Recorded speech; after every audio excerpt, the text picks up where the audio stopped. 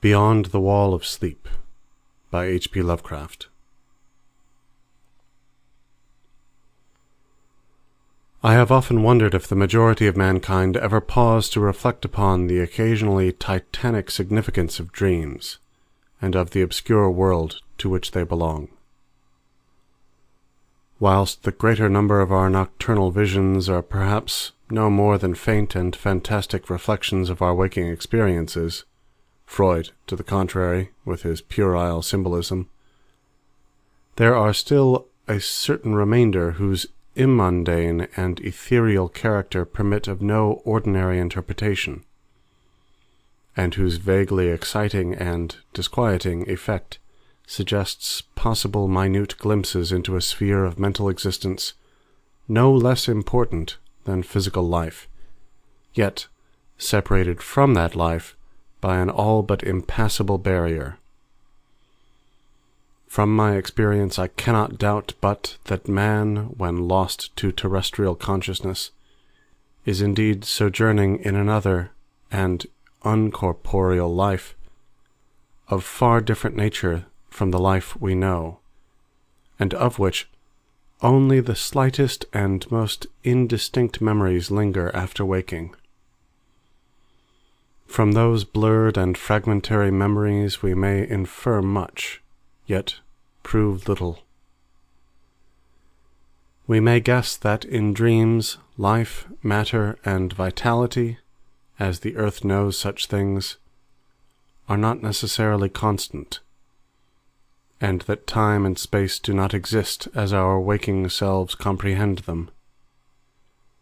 Sometimes I believe that this less material life is our truer life, and that our vain presence on the terraqueous globe is itself the secondary or merely virtual phenomenon.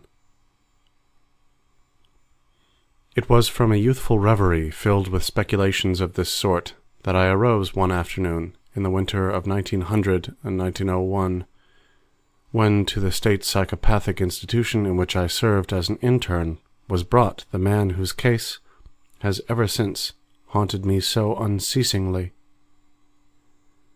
His name, as given on the records, was Joe Slater, or Slater, and his appearance was that of the typical denizen of the Catskill Mountain region, one of those strange, repellent scions of a primitive colonial peasant stock, whose isolation for nearly 3 centuries in the hilly fastnesses of a little-travelled countryside has caused them to sink to a kind of barbaric degeneracy, rather than advance with their more fortunately placed brethren of the thickly settled districts.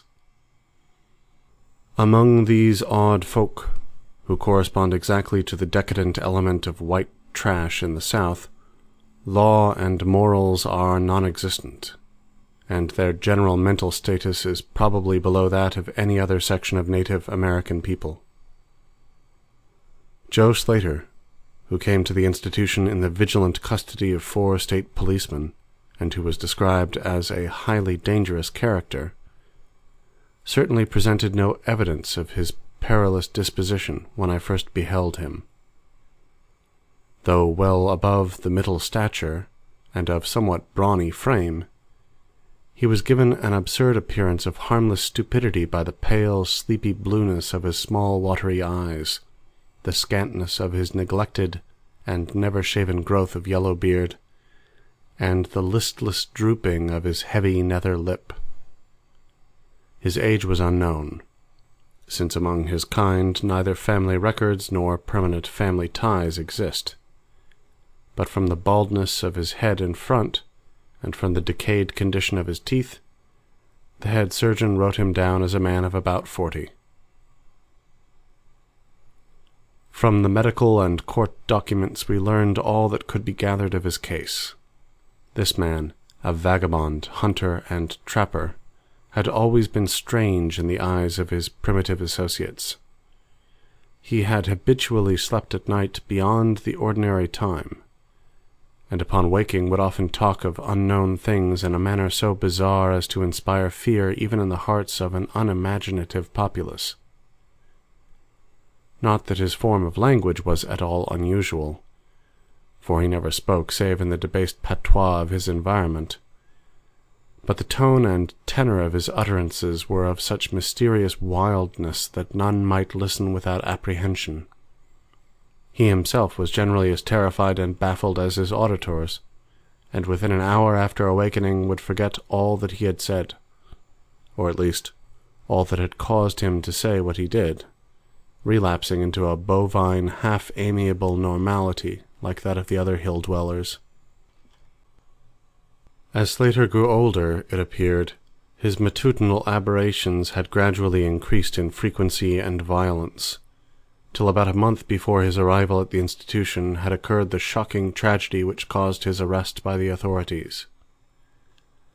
One day, near noon, after a profound sleep begun in a whiskey debauch at about 5 of the previous afternoon, the man had roused himself most suddenly, with ululations so horrible and unearthly that they brought several neighbors to his cabin, a filthy sty where he dwelt with a family as indescribable as himself.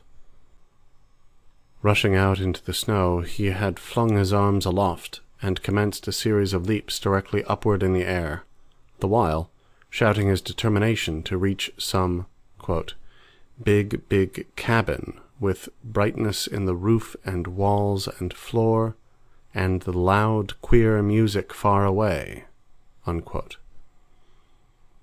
As 2 men of moderate size sought to restrain him, he had struggled with maniacal force and fury, screaming of his desire and need to find and kill a certain, quote, thing that shines and shakes and laughs, unquote.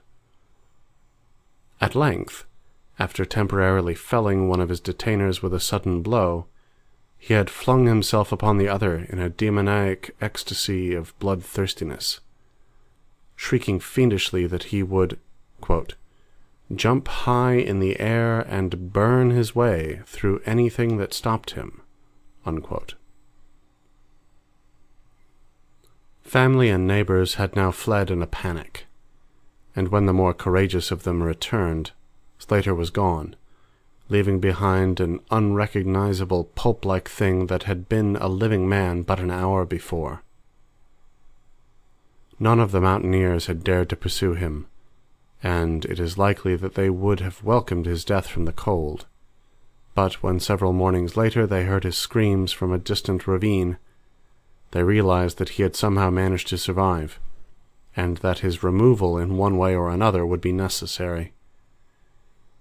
Then had followed an armed searching party, whose purpose, whatever it may have been originally, became that of a sheriff's posse, after one of the seldom popular state troopers had by accident observed, then questioned, and finally joined the seekers.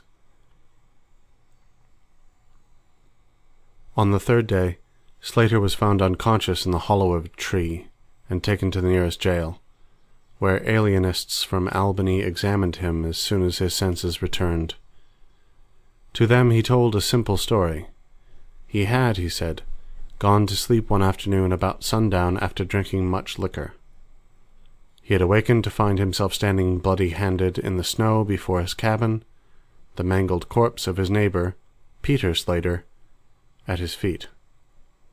Horrified, he had taken to the woods in a vague effort to escape from the scene of what must have been his crime.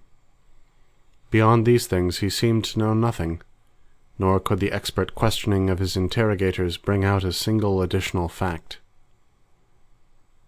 That night, Slater slept quietly, and the next morning he awakened with no singular feature save a certain alteration of expression.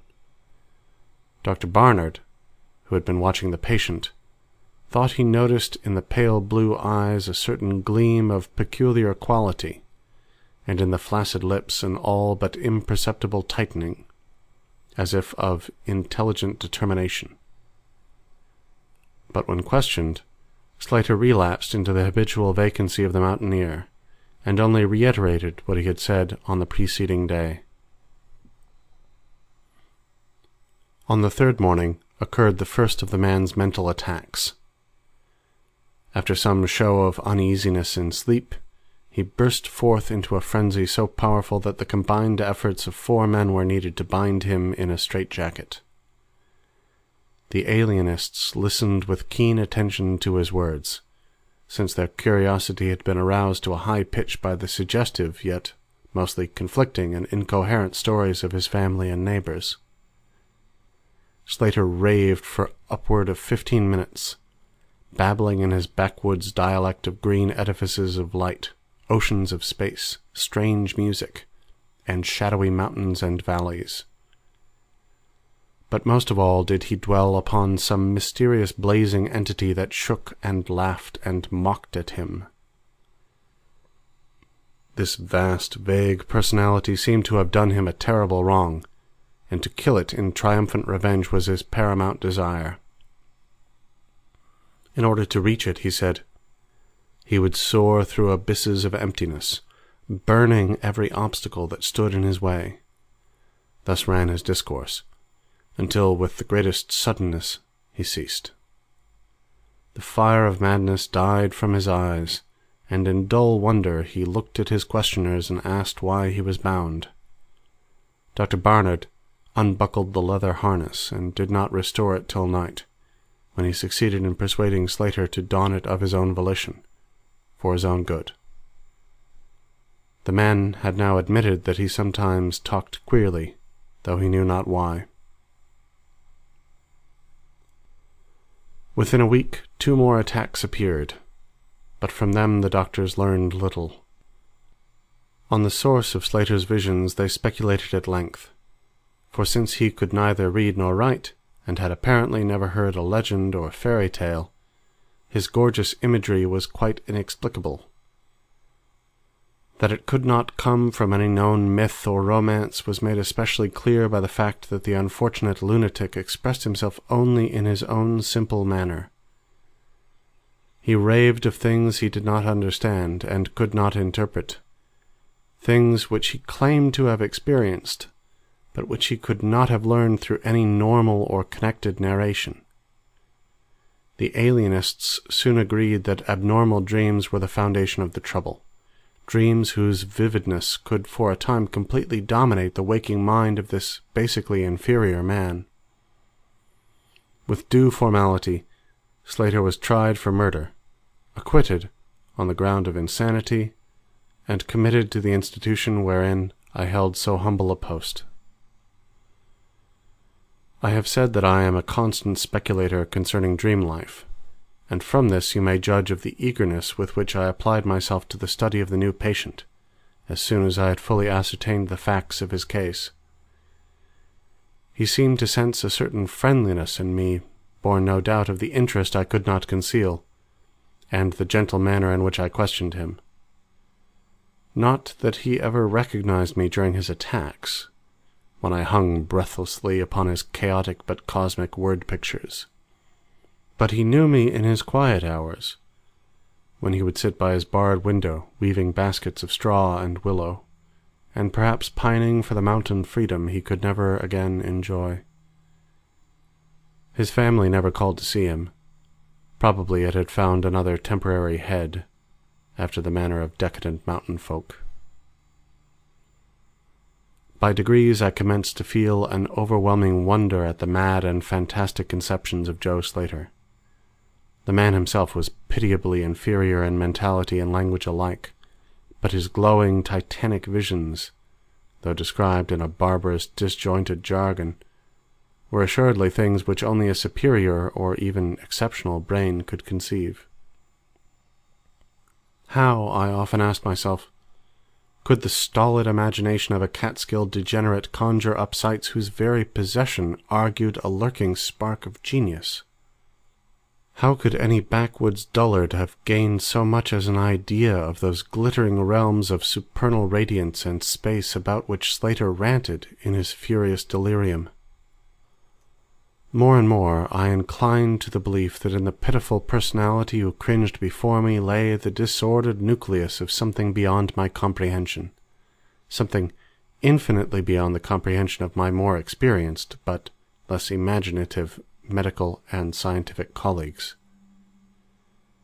And yet I could extract nothing definite from the man. The sum of all my investigation was that, in a kind of semi-corporeal dream life, Slater wandered or floated through resplendent and prodigious valleys, mountains, gardens, cities, and palaces of light, in a region unbounded and unknown to man. That there he was no peasant or degenerate, but a creature of importance and vivid life, moving proudly and dominantly, and checked only by a certain deadly enemy, who seemed to be a being of visible yet ethereal structure, and who did not appear to be of human shape, since Slater never referred to it as a man, or as aught save a thing. This thing had done Slater some hideous but unnamed wrong, which the maniac, if maniac he were, yearned to avenge. From the manner in which Slater alluded to their dealings, I judged that he and the luminous thing had met on equal terms, that in his dream existence the man was himself a luminous thing of the same race as his enemy.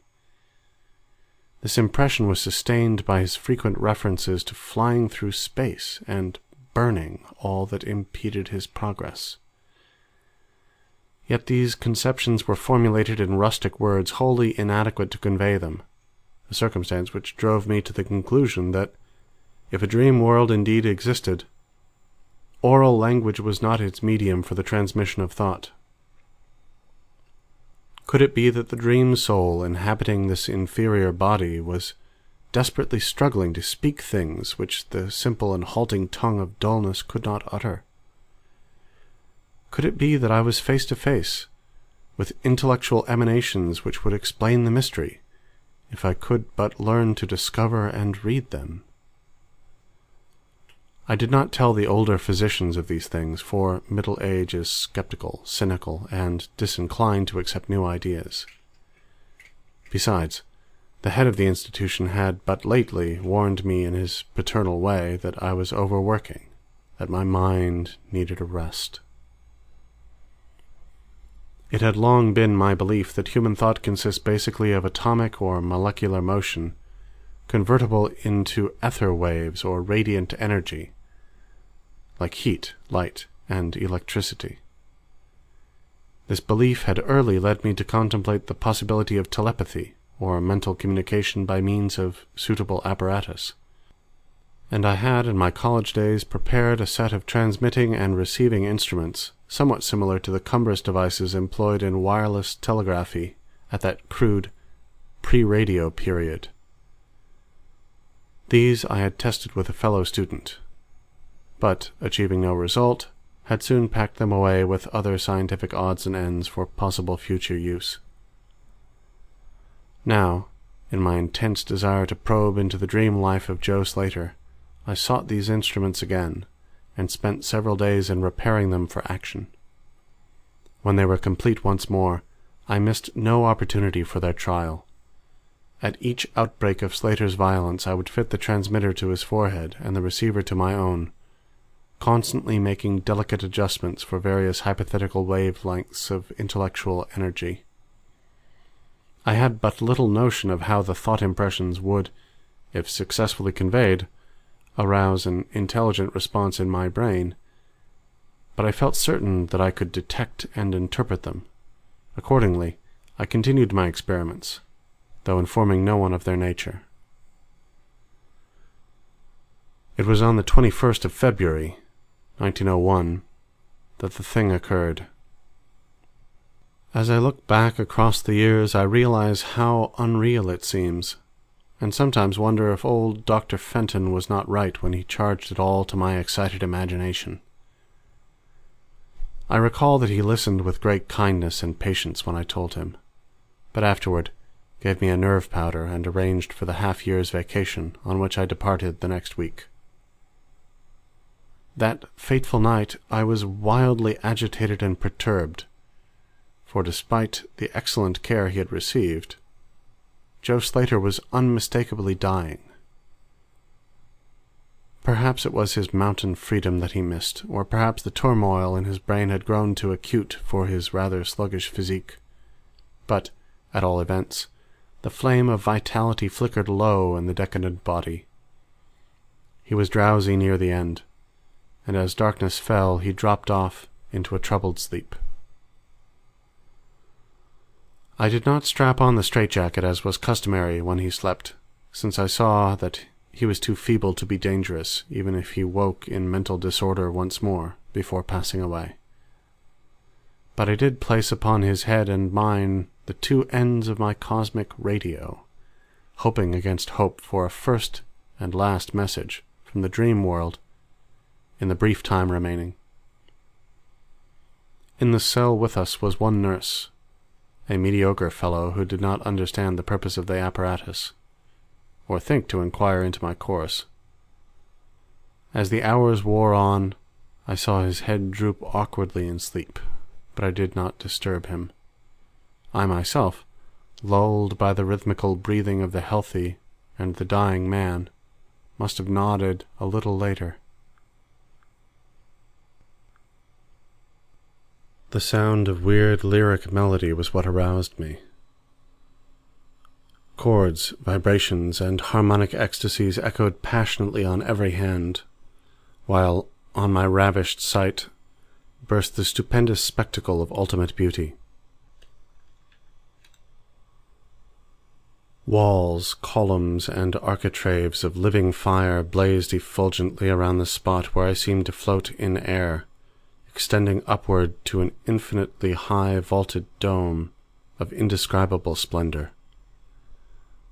Blending with this display of palatial magnificence, or rather, supplanting it at times in kaleidoscopic rotation, were glimpses of wide plains and graceful valleys, high mountains, and inviting grottos, covered with every lovely attribute of scenery which my delighted eyes could conceive of, yet formed wholly of some glowing ethereal plastic entity, which in consistency partook as much of spirit as of matter.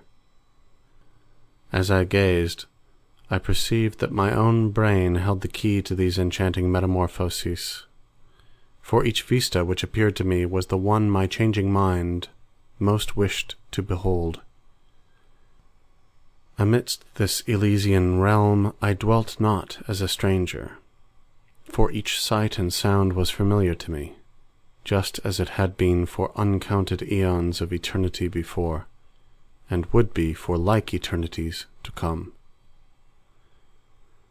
Then the resplendent aura of my brother of light drew near and held colloquy with me, soul to soul, with silent and perfect interchange of thought. The hour was one of approaching triumph, for was not my fellow being escaping at last from a degrading periodic bondage, escaping forever, and preparing to follow the accursed oppressor even unto the uttermost fields of ether, that upon it might be wrought a flaming cosmic vengeance which would shake the spheres. We floated thus for a little time, when I perceived a slight blurring and fading of the objects around us, as though some force were recalling me to earth, where I least wished to go. The form near me seemed to feel a change also, for it gradually brought its discourse toward a conclusion, and itself prepared to quit the scene, fading from my sight at a rate somewhat less rapid than that of the other objects. A few more thoughts were exchanged, and I knew that the luminous one and I were being recalled to bondage, though for my brother of light it would be the last time. The sorry planet shell being well nigh spent, in less than an hour my fellow would be free to pursue the oppressor along the Milky Way, and past the hither stars to the very confines of infinity. A well-defined shock separates my final impression of the fading scene of light from my sudden and somewhat shamefaced awakening and straightening up in my chair, as I saw the dying figure on the couch move hesitantly. Joe Slater was indeed awakening, though probably for the last time. As I looked more closely, I saw that in the sallow cheeks shone spots of color which had never before been present. The lips, too, seemed unusual, being tightly compressed, as if by the force of a stronger character than had been Slater's. The whole face finally began to grow tense, and the head turned restlessly with closed eyes. I did not rouse the sleeping nurse, but readjusted the slightly disarranged headband of my telepathic radio, intent to catch any parting message the dreamer might have to deliver. All at once, the head turned sharply in my direction, and the eyes fell open, causing me to stare in blank amazement at what I beheld. The man who had been Joe Slater, the Catskill decadent, was gazing at me with a pair of luminous, expanding eyes whose blue seemed subtly to have deepened. Neither mania nor degeneracy was visible in that gaze, and I felt beyond a doubt that I was viewing a face behind which lay an active mind of high order. At this juncture, my brain became aware of a steady external influence operating upon it. I closed my eyes to concentrate my thoughts more profoundly, and was rewarded by the positive knowledge that my long-sought mental message had come at last. Each transmitted idea formed rapidly in my mind, and though no actual language was employed, my habitual association of conception and expression was so great that I seemed to be receiving the message in ordinary English. "Joe Slater is dead," came the soul-petrifying voice of an agency from beyond the wall of sleep. My opened eyes sought the couch of pain and curious horror, but the blue eyes were still calmly gazing, and the countenance was still intelligently animated. "He is better dead, for he was unfit to bear the active intellect of cosmic entity. His gross body could not undergo the needed adjustments between ethereal life and planet life. He was too much an animal, too little a man. Yet it is through his deficiency that you have come to discover me, for the cosmic and planet souls rightly should never meet. He has been in my torment and diurnal prison for 42 of your terrestrial years. I am an entity like that which you yourself become in the freedom of dreamless sleep. I am your brother of light, and have floated with you in the effulgent valleys. It is not permitted me to tell your waking earth self of your real self, but we are all roamers of vast spaces and travelers in many ages. Next year I may be dwelling in the Egypt which you call ancient, or in the cruel empire of Tsan Shan, which is to come 3,000 years hence. You and I have drifted to the worlds that reel about the red Arcturus, and dwelt in the bodies of the insect philosophers that crawl proudly over the fourth moon of Jupiter. How little does the earth's self know life and its extent! How little indeed ought it to know for its own tranquillity! Of the oppressor I cannot speak. You on earth have unwittingly felt its distant presence.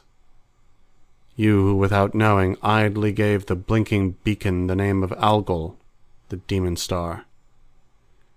It is to meet and conquer the oppressor that I have vainly striven for eons, held back by bodily encumbrances. Tonight I go as a nemesis, bearing just and blazingly cataclysmic vengeance. Watch me in the sky, close to the demon star. I cannot speak longer, for the body of Joe Slater grows cold and rigid, and the coarse brains are ceasing to vibrate as I wish. You have been my only friend on this planet, the only soul to sense and seek for me within the repellent form which lies on this couch. We shall meet again, perhaps in the shining mists of Orion's sword, perhaps on a bleak plateau in prehistoric Asia, perhaps in unremembered dreams tonight, perhaps in some other form an eon hence, when the solar system shall have been swept away. At this point, the thought waves abruptly ceased. The pale eyes of the dreamer, or can I say dead man, commenced to glaze fishily. In a half-stupor, I crossed over to the couch and felt of his wrist, but found it cold, stiff, and pulseless. the sallow cheeks paled again, and the thick lips fell open, disclosing the repulsively rotten fangs of the degenerate Joe Slater. I shivered, pulled a blanket over the hideous face, and awakened the nurse. Then I left the cell, and went silently to my room. I had an instant and unaccountable craving for a sleep whose dreams I should not remember. The climax? What plain tale of science can boast of such a rhetorical effect? I have merely set down certain things appealing to me as facts, allowing you to construe them as you will. As I've already admitted, my superior, old Dr. Fenton, denies the reality of everything I have related. He vows that I was broken down with nervous strain and badly in need of a long vacation on full pay which he so generously gave me. He assures me, on his professional honor, that Joe Slater was but a low-grade paranoiac, whose fantastic notions must have come from the crude hereditary folk tales which circulated even in the most decadent of communities. All this he tells me, yet I cannot forget what I saw in the sky on the night after Slater died. Lest you think me a biased witness, another pen must add this final testimony, which may perhaps supply the climax you expect. I will quote the following account of the star Nova Persei verbatim, from the pages of that eminent astronomical authority, Professor Garrett P. Serviss. Quote, on February 22nd, 1901, a marvelous new star was discovered by Dr. Anderson of Edinburgh, not very far from Algol. No star had been visible at that point before. Within 24 hours, the stranger had become so bright that it outshone Capella. In a week or two, it had visibly faded, and in the course of a few months, it was hardly discernible with the naked eye. Unquote.